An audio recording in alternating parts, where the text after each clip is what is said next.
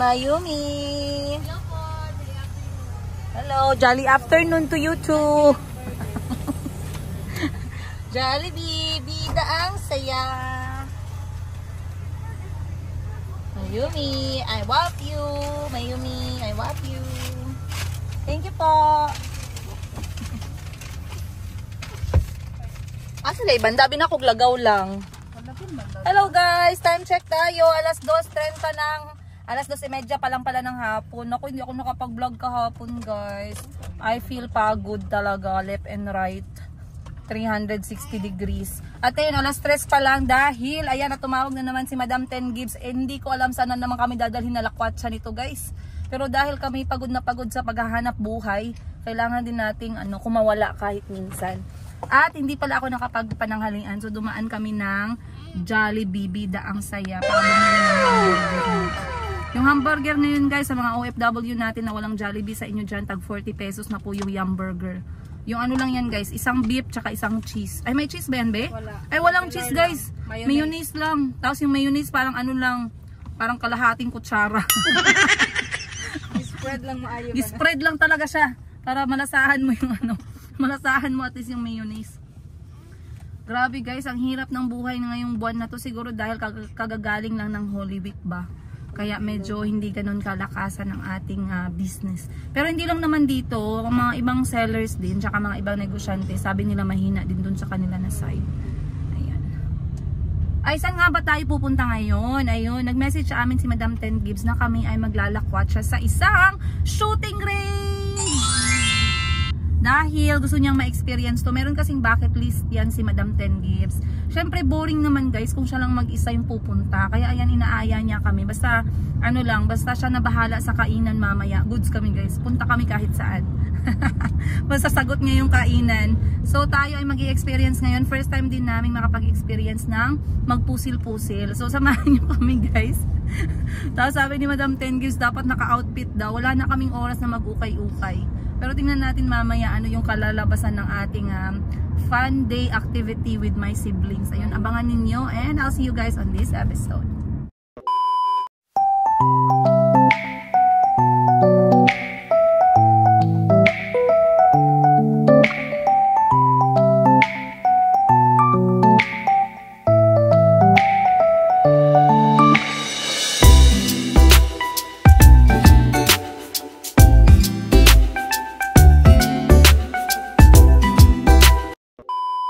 Ay, salamat. Meron tayong guest sa vlog natin ngayon guys. Andyan si Madam Bibi guys, yung reyna ng ukay-ukay. Andyan, ayan, naging driver natin ngayon.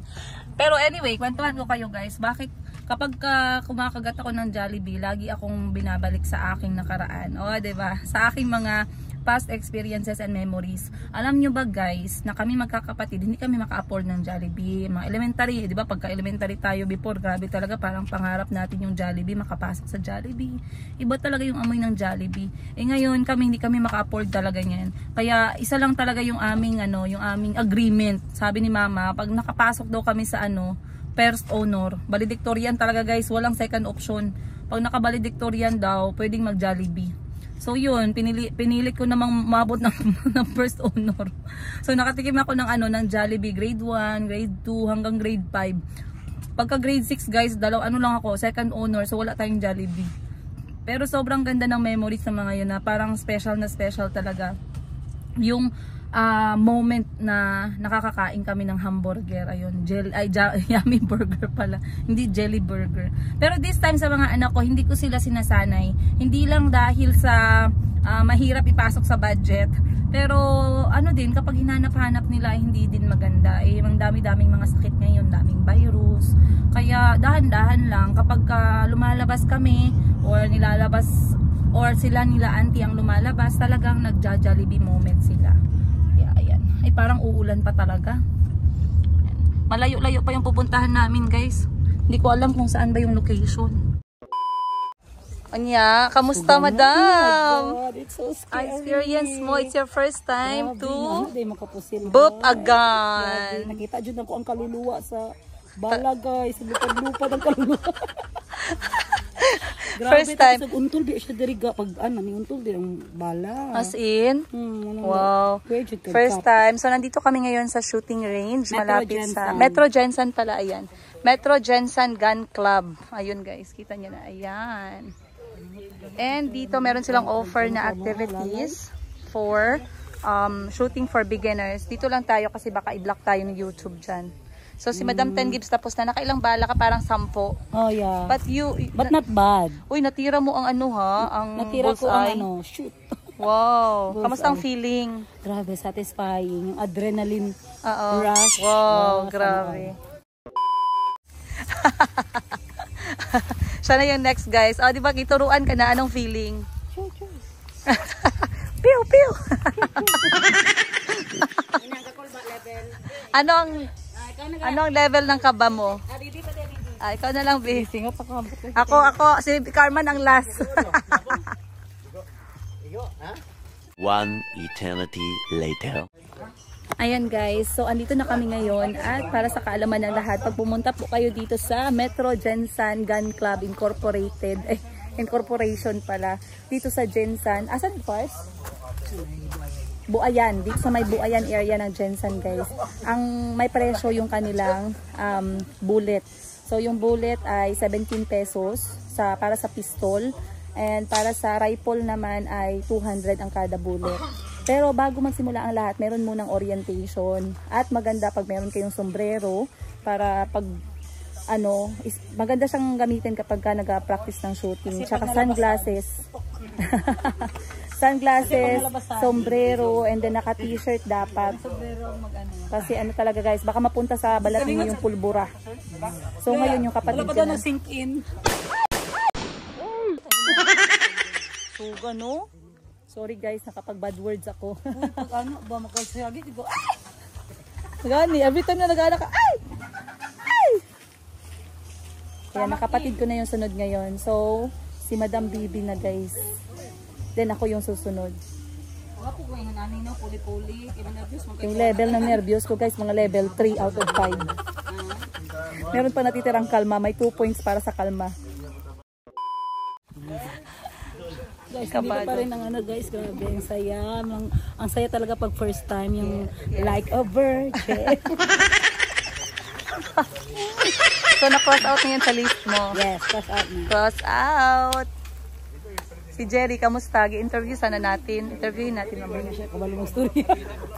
Ikaw na lang, tanungin mo siya and then i-share mo sa amin. Sa imong na-feel that. Na natin yung natira. Tapos pa noon. Well, girl, congratulations. Wow, pasok. Pasok sa papel, guys. Pasok sa A4. Meron siyang isa dito, size sa number 7.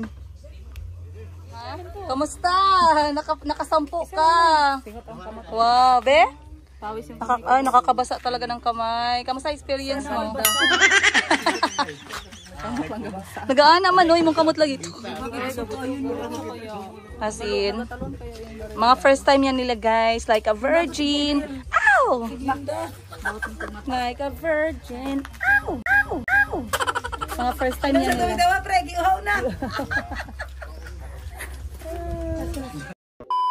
Pag nandito kayo sa firing range, dito tayo pumunta. Kasi dito ang safety area. Dito lang tayo guys. Hindi tayo mapusin dito.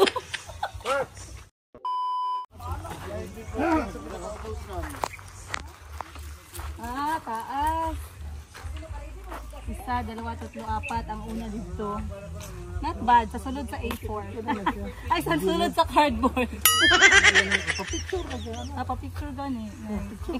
A few moments. Pala na kailangan magsuot ng sombrero kasi kapag ka nagtira tayo guys ng baril, tatalon yung kanyang bala. Yung bala.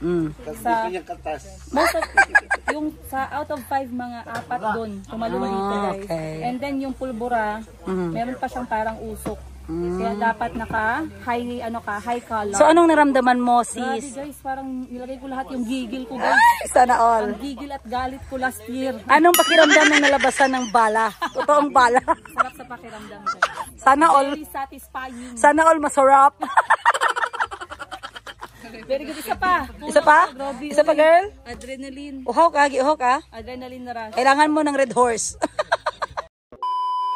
Okay. Guys, hindi daw siya ginervyos guys. But tingnan nyo ang headset guys. Basang-basa.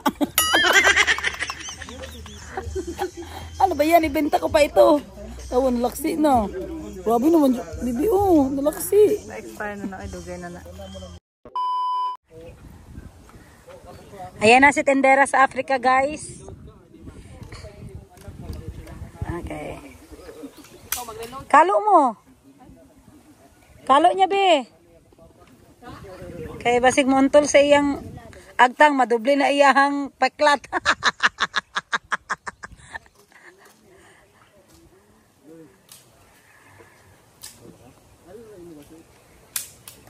Dere dadon na dere. Ito mo rifle mo ha. Gusto ka rifle?